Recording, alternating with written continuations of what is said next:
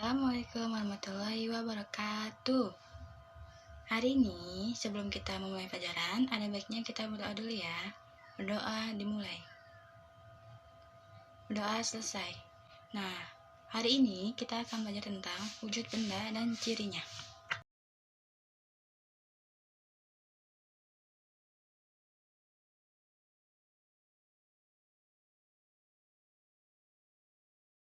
Ada yang tahu belum sih wujud benda itu terdiri dari apa aja? Nah, bentuk-bentuk perubahan wujud benda itu yaitu pertama ada padat, cair, gas. Nah, ketiga itu merupakan 3 wujud benda. Benda dapat berubah wujud dari padat menjadi cair atau gas, demikian pula sebaliknya. Nah, di sini ada contoh macam-macam perubahan benda. Yang pertama itu penguapan. Dari mana coba? Dari cair menjadi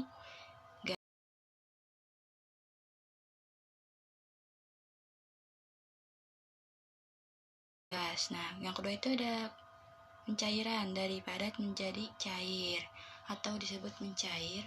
Terus yang ketiga itu ada pembekuan, yaitu dari cair menjadi padat. Dan yang keempat itu ada pengembunan, dari gas menjadi cair. Terus yang kelima itu ada menyublim, dari padat menjadi gas.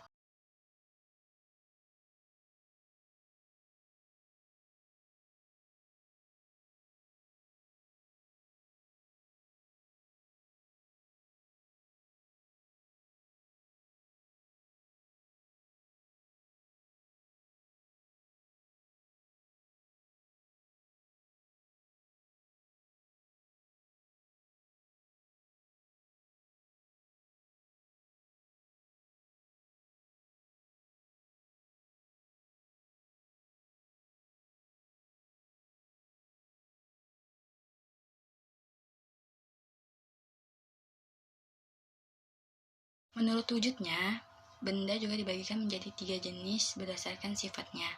Yaitu yang pertama, sifat benda padat itu bentuknya itu tetap, tidak dipengaruhi oleh wadahnya. Terus yang kedua, bentuknya itu dapat diubah dengan cara tertentu. Yang ketiga itu mempunyai berat atau massa. Nah, yang kedua itu ada sifat benda cair. Bentuknya itu dapat berubah sesuai dengan wadahnya. Terus yang kedua, menempati ruang dan menekan ke segala arah. Yang ketiga, mempunyai berat atau massa. Terus yang keempat, meresap melalui celah-celah kecil dan mengalir ke tempat yang lebih rendah. Yang ketiga ini ada sifat benda gas, yaitu yang pertama, bentuknya dapat berubah sesuai tempat yang diisinya. Terus, menekan ke segala arah dan mempunyai massa.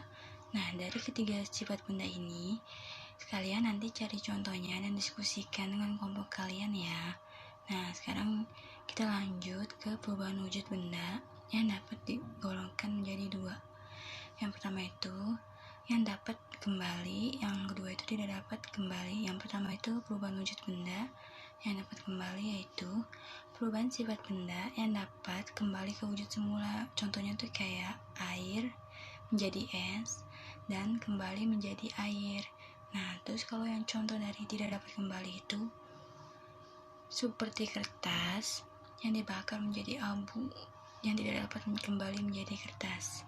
Nah, sekarang ada yang ingin bertanya? Sifat dan perubahan bentuk benda. Hai semua, kali ini kita akan belajar sambil bermain tentang berbagai wujud benda. Kalian tentunya tahu sekali ya gambar ini. Ini gambar kursi. Bisakah kalian memegangnya? Apakah bentuknya bisa berubah-ubah? Tentu saja tidak, karena kursi adalah benda padat. Nah, sekarang coba kamu lihat gambar ini. Tentunya kalian setiap hari pasti menyentuh air. Kita semua butuh air, baik untuk minum, mandi, mencuci, dan kebutuhan lainnya. Tahukah kalian air berwujud apa? Bagus, air berwujud cair. Sekarang, coba kamu perhatikan gambar balon berwarna-warni ini. Apakah yang membuat balon yang tadinya kempes bisa mengembang? Ya, balon berisi udara, sehingga ia dapat mengembang. Menurut kalian, apakah wujud udara itu? Betul, udara wujudnya gas. Coba kalian sebutkan benda apa lagi ya yang berwujud gas? Sekarang mari lihat pensil ini. Ketika pensil ini dipegang dan diletakkan di dalam tas, bentuknya tetap sama, tidak berubah. Sekarang coba kalian lihat kain ini. Kain ini juga benda padat, akan tetapi bentuknya bisa berubah. Bentuk awalnya adalah sehelai kain, kemudian dipotong dan dijahit, sehingga berubah bentuk menjadi sebuah baju. Nah, benda padat juga dapat berubah bentuknya dengan cara tertentu. Contohnya ya kain ini. Perhatikan ini. Mengapa bentuk air dapat berubah-ubah?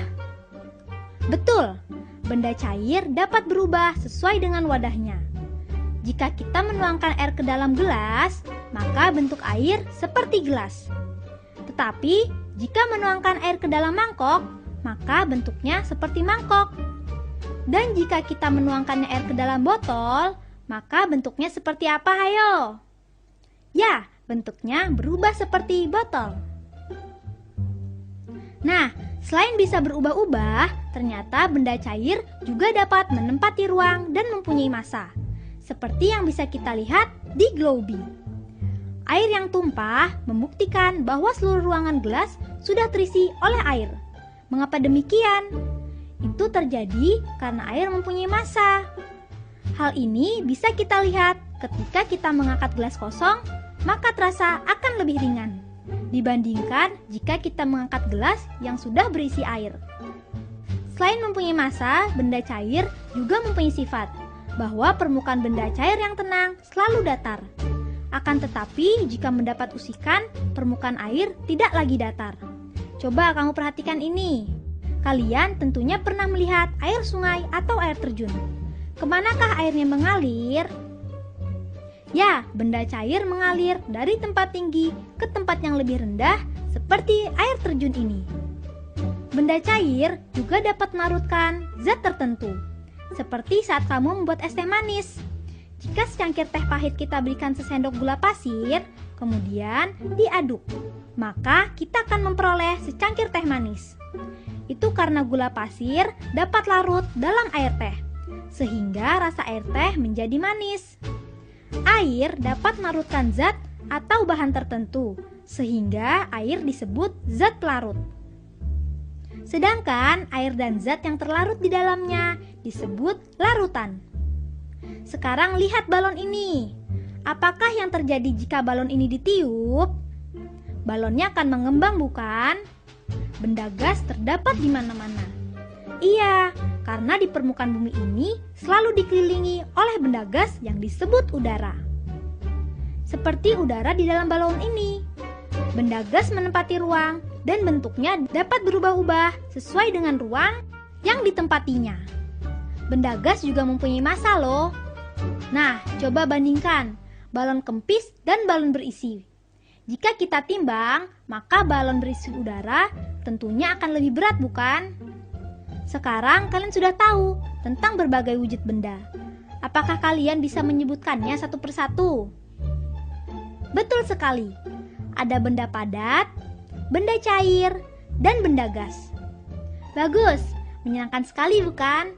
Nah, sekarang kita akan belajar tentang perubahan wujud benda. Apakah kalian sudah siap?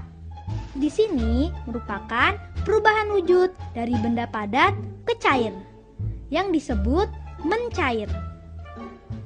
Sebaliknya, perubahan wujud dari benda cair menjadi benda padat disebut membeku. Selain itu, air jika dipanaskan berubah wujud dari bentuk cair ke bentuk gas. Hasilnya nanti keluarlah uap air. Perubahan ini disebut menguap. Sekarang lihatlah ini. Jika es kita masukkan ke dalam gelas, maka seperti yang bisa kita lihat. Lihat, dinding gelas kita akan terbentuk titik-titik air. Titik-titik ini berasal dari udara yang berwujud gas lalu berubah menjadi cair. Perubahan ini disebut mengembun. Tahukah kalian benda apa ini? Ya, ini adalah kamper atau kapur barus. Selain membeku, mencair, dan mengembun, ada pula perubahan wujud yang disebut menyublim. seperti yang terjadi pada kapur barus atau kamper ini. Kapur barus yang disimpan pada lemari pakaian lama-kelamaan akan habis karena berubah wujud menjadi gas yang berbau wangi. Menyublim itu merupakan peristiwa perubahan zat padat menjadi gas.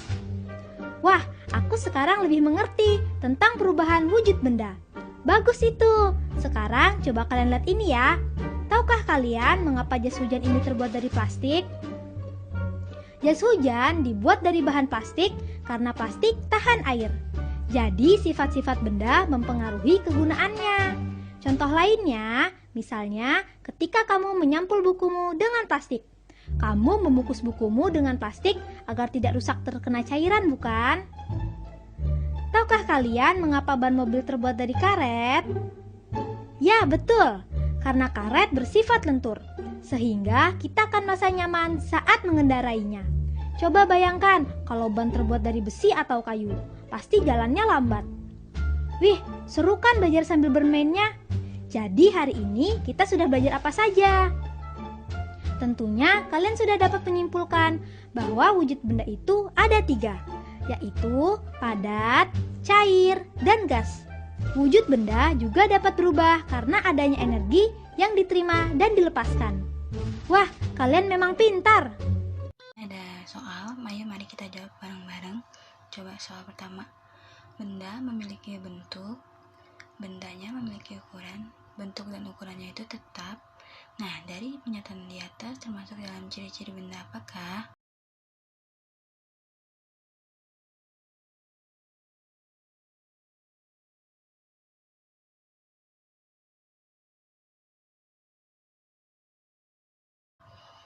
Ayo, benda apa? Ya, itu adalah benda padat. Kenapa? Karena ciri-ciri benda padat itu, walaupun benda dipindah, maka bentuk dan ukuran benda padat itu tetap tidak akan berubah. Yaitu ada di sekitar kalian seperti buku, pensil, dan bola. Nah, kalian bisa cari contoh lainnya nanti yang udah ibu suruh untuk diskusikan dengan kelompok kalian.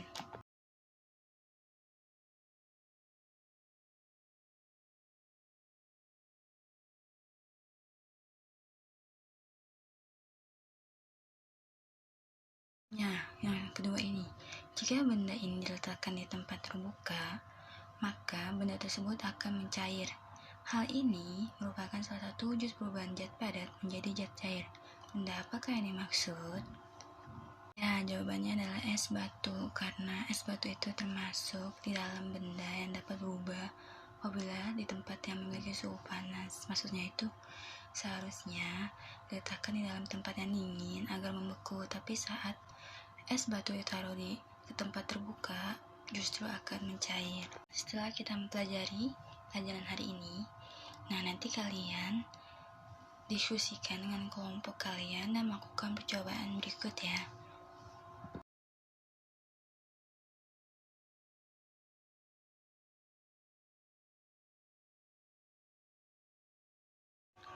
Nah, sekian hari ini untuk kegiatan pembelajarannya. Semoga bermanfaat.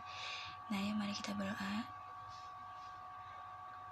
Doa selesai. Terima kasih.